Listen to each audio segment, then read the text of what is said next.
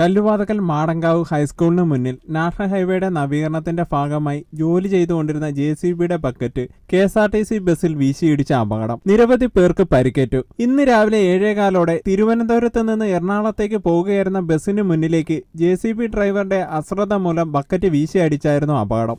ഇത്തരത്തിലുള്ള പല അപകട മേഖലകൾ ദേശീയപാത നിർമ്മാണം നടന്നുകൊണ്ടിരിക്കുന്ന പല ഭാഗങ്ങളിലും ഒളിഞ്ഞിരിപ്പുണ്ട്.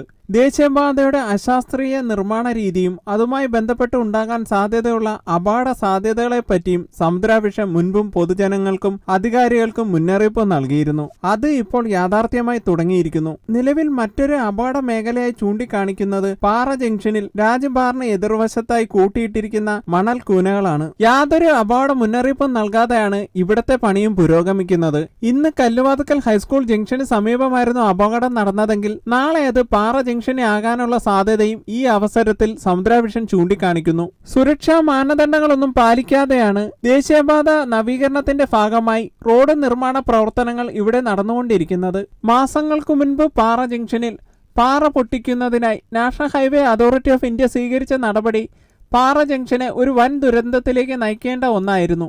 അവിടെ സമുദ്രാഭിഷന്റെയും പൊതുജനങ്ങളുടെയും ഉദ്യോഗസ്ഥരുടെയും ഇടപെടൽ മൂലം ഒരു വൻ ദുരന്തം ഒഴിവായി. ഇവിടെ നിർമ്മാണ പ്രവർത്തനങ്ങളിൽ ഏർപ്പെട്ടിരിക്കുന്ന ഭൂരിഭാഗം വാഹനങ്ങൾക്കും രജിസ്ട്രേഷൻ നമ്പർ ഇല്ല. തന്നെയുമല്ല, അന്തർ സംസ്ഥാന തൊഴിലാളികളാണ് ഇവരിൽ ഭൂരിഭാഗവും. ഒരു അപകടത്തിന്റെ പേരിലോ മറ്റെന്തെങ്കിലും കാരണത്താലോ വാഹനവും ഡ്രൈവറോ മുങ്ങിപ്പോയാൽ ബന്ധപ്പെട്ട അധികാരികൾ ആരുടെ പേരിൽ കേസിനു പോകും? ഇന്ന് റോഡിൽ കൂടി പോകുന്ന ഹെവി വാഹനങ്ങളുടെ മണ്ട ഇത്തരം JCB പോലുള്ള വാഹനങ്ങൾ തകർത്താൽ നാളെ റോഡിൽ കൂടി പോകുന്ന കുഞ്ഞൻ വാഹനങ്ങളെയും കാൽനടക്കാരെയും തൂക്കി എറിയില്ലെന്ന് ആര് കണ്ടു? ആയതിനാൽ റോഡിൽ ഇറങ്ങുന്ന വാഹനങ്ങളും കാൽനടക്കാരും ഒരു അപകടക്കണി മുന്നിൽ കണ്ടു വേണം ഓരോ ചൂടും മുന്നോട്ട് വയ്ക്കാനെന്നും സമുദ്രാഭിഷൻ ഓർമ്മിപ്പിക്കുന്നു.